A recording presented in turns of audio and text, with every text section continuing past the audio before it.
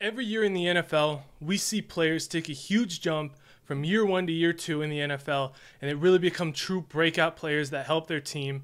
So today I'm going to be looking at 5 players across the NFL going into their second season that I think are going to have huge breakout seasons after maybe having not underwhelming, but they just didn't do much or they didn't do very well in their first season. But I think that's going to change, and I think they're going to have a huge second season in the NFL.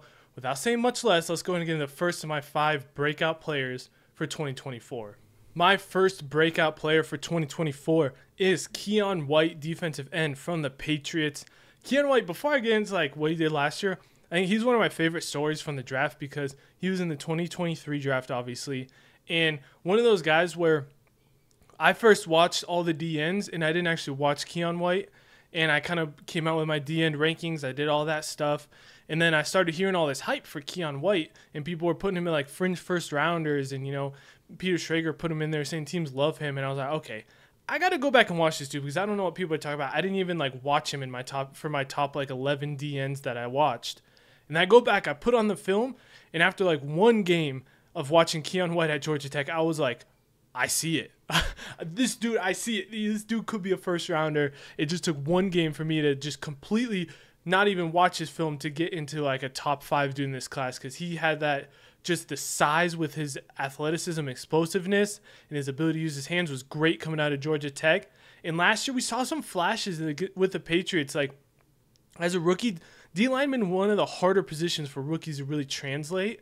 And Keion White showed some flashes. He didn't have too many snaps last year. He didn't show too much, but he had some good flashes.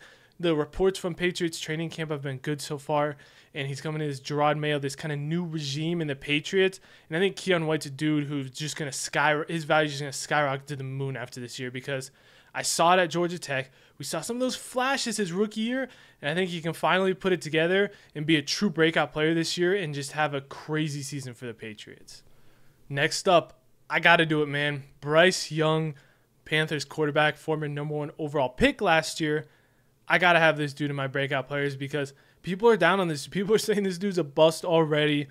But go back and look what this man was dealing with last year. Frank Reich was not doing great as a play caller, not helping this man out.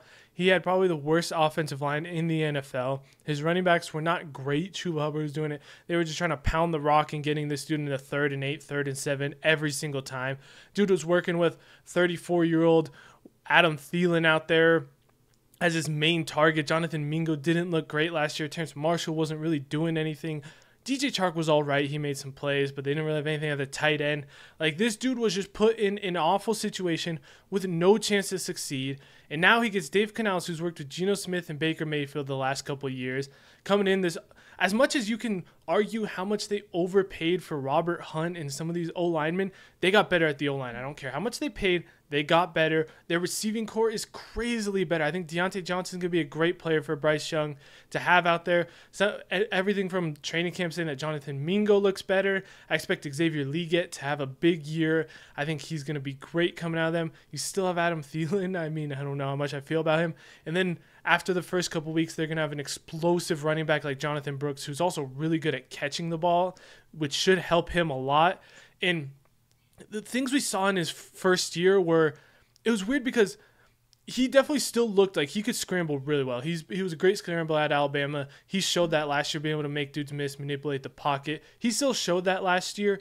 But the weird thing about his year was, part of the reason this guy was a first overall pick is because he had just one of the, out of any quarterback we've seen in a while, he might have had the best poise in anticipation out of any quarterback coming out of college we've seen lately. That was his calling card, his poise, his ability to dissect defenses, his ability to not be feared with pressure in his face and just sit there on the road at Texas, down 6 with no receiver help, make plays. I don't know if it was down 6. I just kind of make that up. But he was down to Texas at Texas with no receiving help that whole game.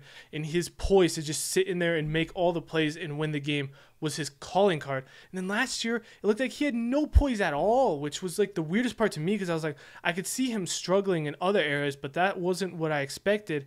And poise is something that can come and go. It's not something where he didn't come in last year and he was just wildly inaccurate, or he was small, yes, and that's always going to be issues. I don't think he'll ever be a top 5 QB in the NFL because of that. But I think he's going to get more comfortable. We're going to start seeing that poise and that confidence coming back with this new offense. He's going to start feeling himself. That's going to start coming back because we saw the accuracy last year. He was inaccurate. He definitely wasn't as accurate as he was at Bama, but you still see the throws where you're like, wow, that dude is pinpoint accurate. And that also comes with just the mental side and the confidence. I think that's something he lacked last year, and it's hard to have confidence when the team was as bad as they were last year. So when he starts getting that confidence back and we start seeing that poise more, the accuracy is going to be there. He can scramble. He finally has weapons now. I'm expecting a big year coming from Bryce Young and a huge bounce back year, and I might be the only one other than Panthers fans out there still believing in Bryce Young, but I still believe he can be an elite quarterback, and I think he takes that step this year and shows us that he should have been maybe he shouldn't have been the number one pick because CJ Stroud is just a fucking dog. But show us that he's still a top quarterback and he deserved to be an early pick last year. Sticking on the offensive side of the ball, next up I got Michael Wilson, wide receiver from the Cardinals, coming out of Stanford last year. Now you might be wondering, Jared, how's he going to be a breakout? He's got Marvin Harrison Jr. next to him now. And yes, I know he does. But he's slotted in to be the wide receiver 2 right now. All reports that he's beating Zay Jones out for that wide receiver 2. So he's probably going to be the wide receiver 2. He had a couple big weeks last year. He showed he's just a big physical receiver, solid route runner, and he's just great hands and just a smart football player. And he showed that last year. He had some flashes and, like I said, some big games last year. Now he's coming in this year. He's got full offseason to finally work with Kyler Murray. He's going to have a dude like Marvin Harrison taking a lot of attention on the other side. So he's going to have a lot of one-on-one opportunities.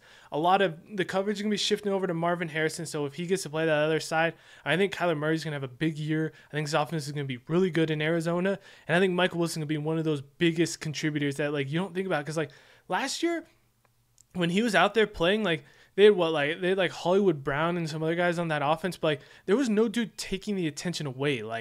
But whereas this year they have a dude like Marvin Harrison taking the attention away. All the linebackers and inside guys have to keep their eyes on Kyler Murray because he can run so well. I think the run game is going to be churned and mixed now. James Conner and Trey Benson.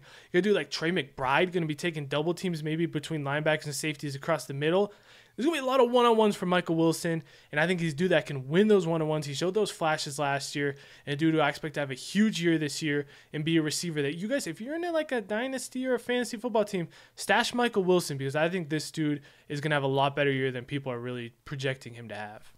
Next up, we got Nick Herbig, outside linebacker for the Pittsburgh Steelers, coming out of Wisconsin.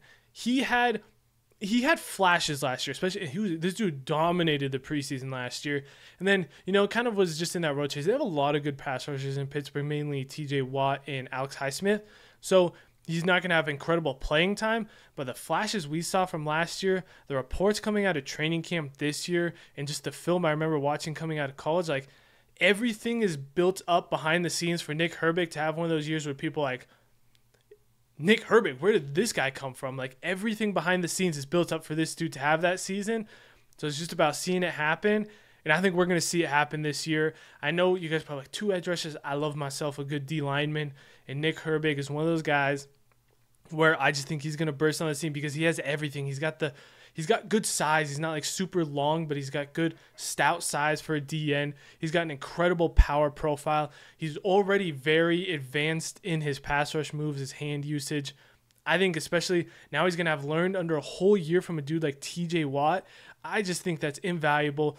The Steelers always get the best out of their linemen, from TJ Watt to Highsmith to Bud Dupree before them, They've always, under Mike Tomlin, always gotten the best out of every single edge rusher that's come into that building. I don't see why Nick Herbig is different. I mean, this dude had everything you need to have a breakout season, and I think if it's going to happen anywhere, it's going to be in Pittsburgh, and I think he's going to have a huge year this year. My last pick, maybe a little bit of a homer pick. I am an Eagles fan, but I got to put him on here, is Kelee Ringo, coming out of Georgia, 3rd-round pick by the Eagles last year. He was behind James Bradbury and Darius Slay last year for the Eagles. And then as the season went along, James Bradbury started looking rough.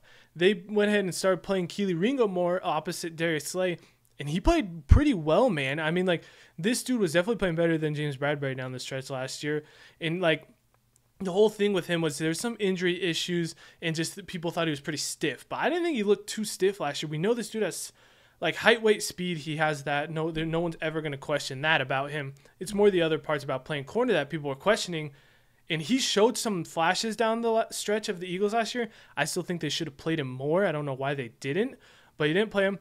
And then all reports from training camp and mini camp this year is that he's been balling. He's been getting credited from A.J. Brown, like that he's been balling out in the training camp and stuff. He's in a cornerback 2 competition right now with Isaiah Rodgers and Keion Mitchell.